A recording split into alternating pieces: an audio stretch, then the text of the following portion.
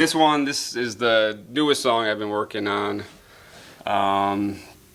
So I might mess it up, but it's called Step Out of Babylon. And I guess Babylon, you know, it's the ancient civilization, but it's a term that's kind of been, I guess, adopted by I guess you could say the Rastafarians as kind of like a term to signify just basically all the oppression all over the world, all the injustice, all the inequality, all the violence, everything. Babylon, you know, all the materialism, the vanity, oppression, all of that is just Babylon, you know. One word to just describe all the badness in the world. And so this song is called Step Out of Babylon, which is just about trying to just get oneself out of all that negativity, you know, fully. So trying, because it's, I don't know, it might be impossible fully, but especially in this country, you know, it's like, anyways, so yeah, Step Out of Babylon.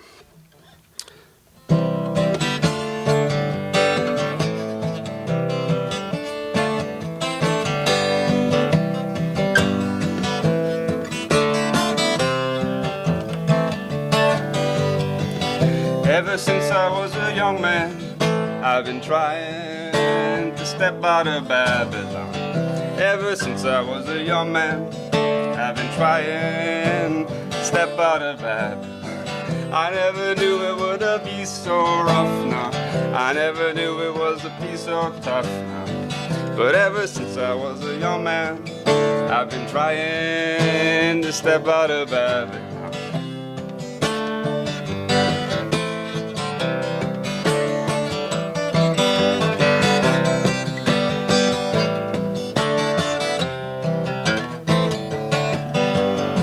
I wandered off to walk among the rubble of ancient stones. Up the road from where Sam Sharp was hanged, I stood beside the White Witch's grave. And when I got back to the States, I went out west on an Amtrak train, and I sat behind the Cuthbert with Michael, Hans, and Rita. Ever since I was a young man, I've been trying to step out of Babylon. Ever since I was a young man, I've been trying to step out of Babylon.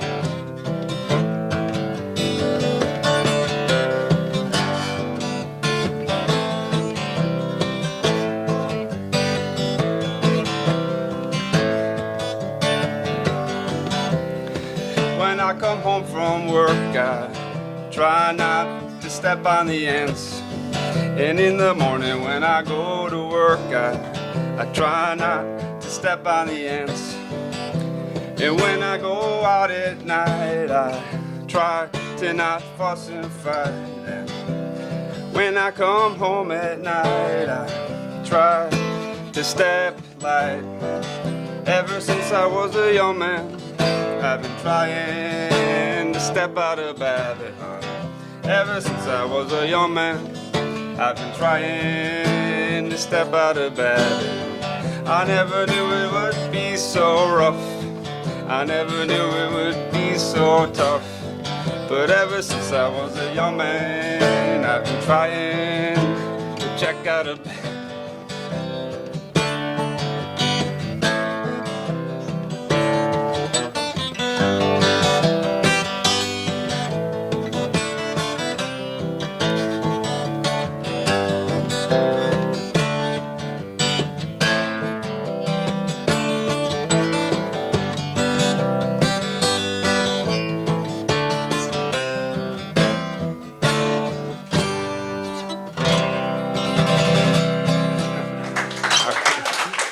Thank you so much. You've been a wonderful audience.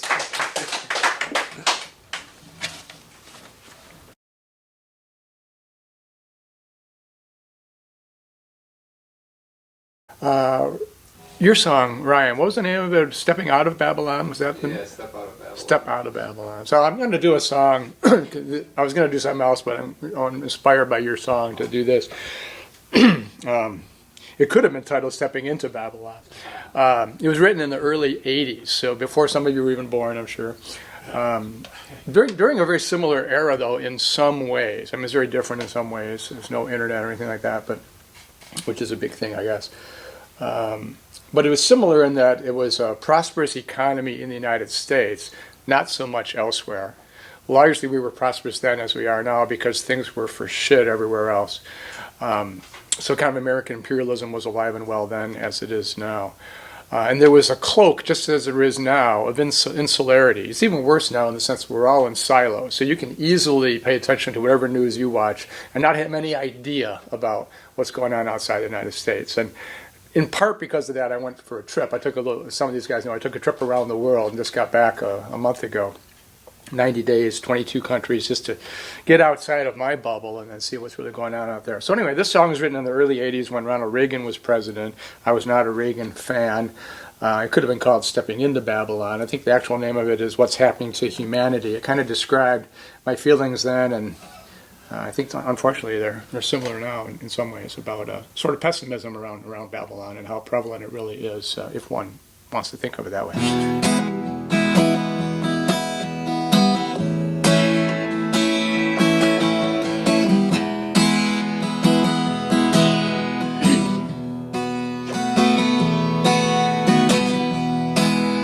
What's happening to humanity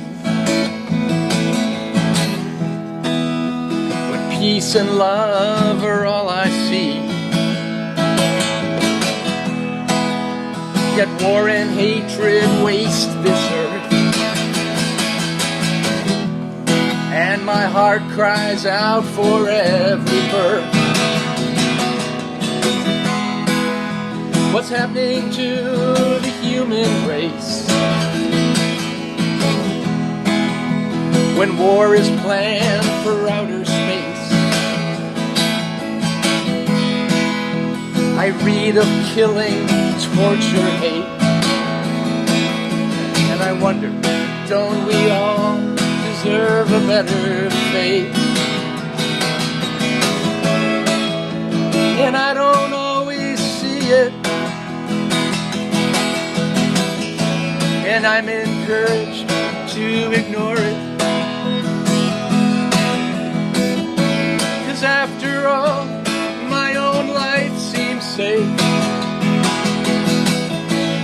from the terrors of the dead. But oh my God, I feel it, and I won't forget to fear it. We're losing our humanity, replacing it with bread, replacing it with bread.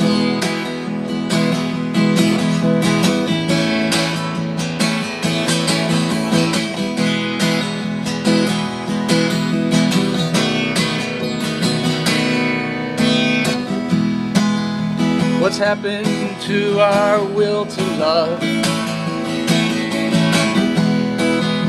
That creed passed to us from above. We save our love for those at hand, but we do not love the stranger's land. What's happened to the need to care, to sense a loss, to be aware? And if we cannot feel a thing, tell me, how will we hear our freedom ring? And I don't always see it, no I don't, and I'm encouraged to ignore it. After all, my life seems safe from those terrors of the dead. But oh my God, I feel it, and I won't forget to fear it. We've displaced our humanity, and we've replaced it with dread. Now let's escape this dread.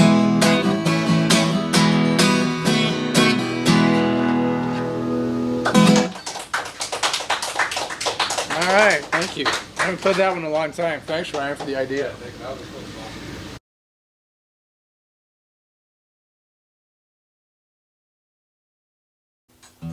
The next song is a little bit of a love song, a little dark comedy, I guess, sprinkled on top of it. It's written from my perspective, a man's perspective, from a different generation where growing up, dad's role, mom's role were clearly defined, and now, women and men, the gender lines are blurring and who does what. It's, women's empowerment's great, but what's often lost in that is for men in this day and age that are a little older, we don't always know how to approach women in terms of, like chivalry and like, is that dead? A story that I'll share. One time I was out, and some friends of mine happened to be at a table. There was like 4 women, and the waiter brought the bill to me, and one of the women in the group, who was, big time into women's empowerment and all that, got upset because why did the waiter bring it to you? Assume you're going to pay. And which I understand. I'm like, that's fine, I get it. But then I noticed that she didn't offer to pay. She let me pay it. So I'm like, well, wait a minute here. So the funny part, I'm poking fun, but it's like men, we talk like we don't really know sometimes how to act, like, because we don't want to offend women if we try to do something nice. So there's this like delicate balance with men and women, and so it's kind of interesting. So it's kind of written just in fun, kind of poking fun at women these days from a man's perspective, but also kind of question, well, sometimes we don't really know what to do as men, and we screw up. And so it's called Millennial Girl. It kind of says it all. Generation. Yeah. All right.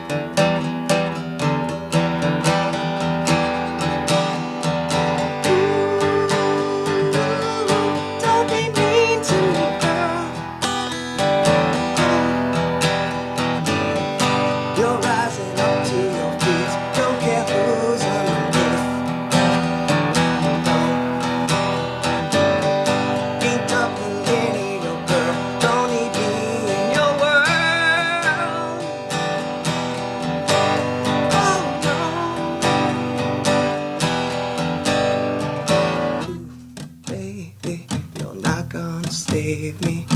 Ooh, baby, you're not gonna save me. Oh, maybe I'll let you save me.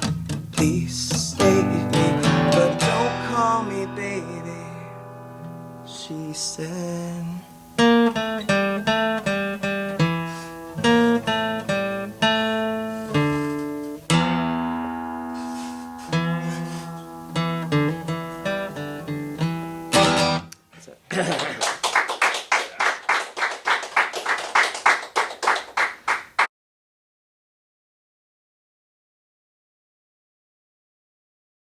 With a love song. This song is called Song for Jane.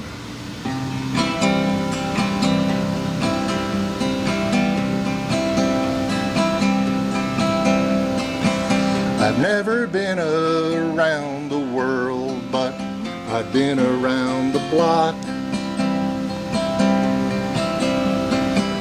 And there is nothing that surprises me. It comes as quite a shock. Of all the people and the places seen, there's one thing that holds true. My favorite times have been my favorite times with you. And looking back throughout the years, it's been a trip or two. You have taken me to places that I thought I'd never view. From being on an ocean cruise to making all my dreams come true. My favorite times have been my favorite times with you. My favorite times are the times we can share a laugh or two. And even when I disappoint, you always pull me through. With all my heart I've come to sing. I feel blessed to wear this ring. My favorite times have been my favorite times with you. I've never been around the world, but I've been around the block. And there is nothing that surprises me. It comes as quite a shock. With all my heart I've come to sing. I feel blessed to wear this ring. My favorite times have been my favorite times with you. My favorite times have been my favorite times with you.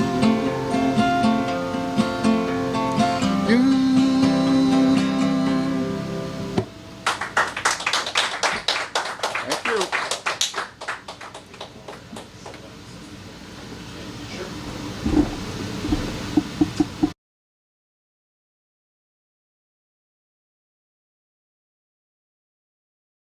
You could not have a more Irish name than Maureen. She wanted to see Ireland particularly, and she was only able to be away from home for a couple of weeks. So Ireland is what we did. And at some point, I mean, we had great fun. We did all sorts of cool things together. But at some point, I guess we both sort of knew that the end of this was coming. And I was going to spend the rest of the summer away. She was going to go home. And that created some kind of division and tension. And so I think that our couple of weeks together did not end particularly well. Which gave me the occasion to think about, okay, I'll write a song about a guy whose woman friend kind of takes off to pursue her interests in Ireland, and he's left. So that's what sort of the genesis of this one.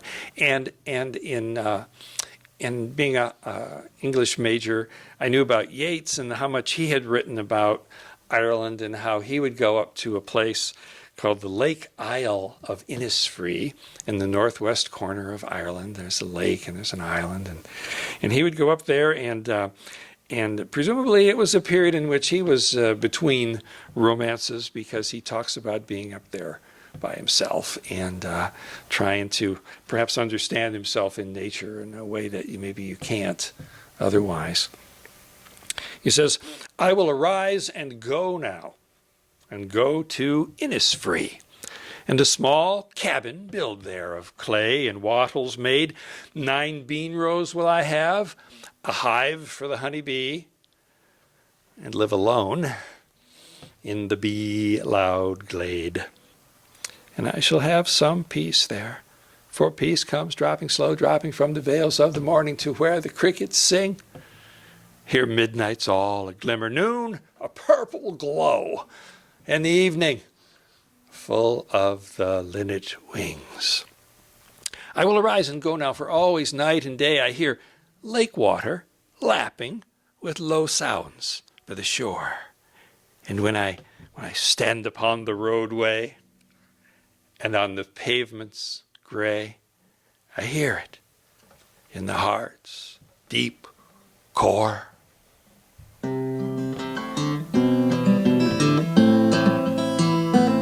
It's pleasure to be tired.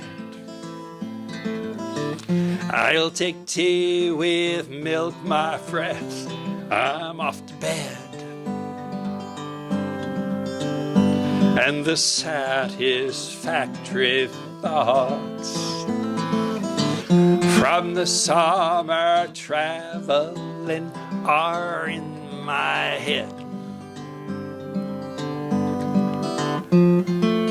I'm glad of milk with tea and good company.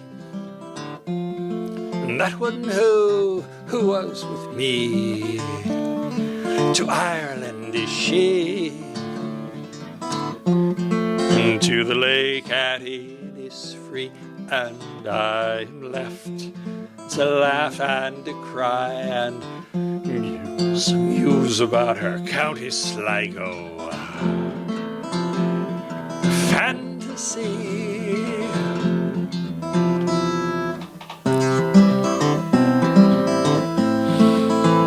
There's habits on the road, likes and loves we cultivate and grow in them. How we would delight to conversations at night round rough wood tables, making friends with whiskey in our tea makes good company. But that one who was with me to Ireland is she, to that lake at Innisfree, and I am left to laugh, cry, and muse about her County Sligo fantasy.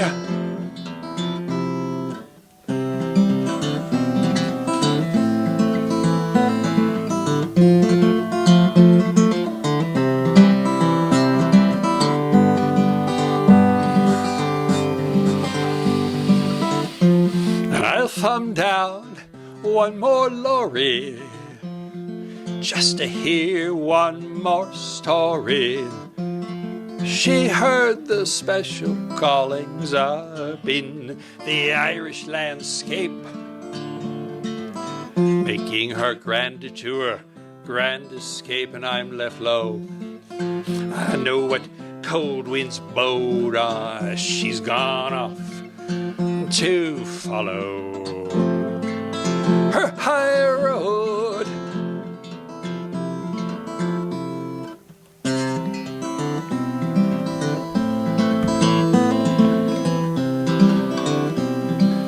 It was also William Butler Yeats who said, had I the heavens embroidered cloths, enwrought with the golden and the silver light, the blue and the dim and the dark cloths of night and light and the half-light, I would spread the cloths under your feet, but I being poor, have only my dreams. I have spread my dreams under your feet. Tread softly, because you tread on my dreams. To Ireland is she, to that lake at Innisfree.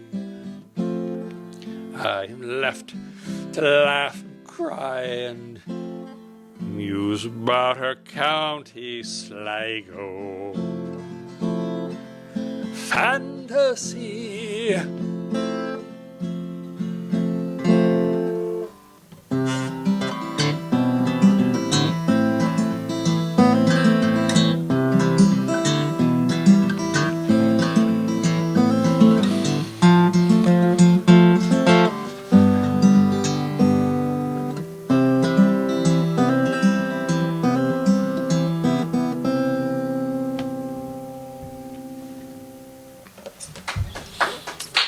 And that's it. To Ireland.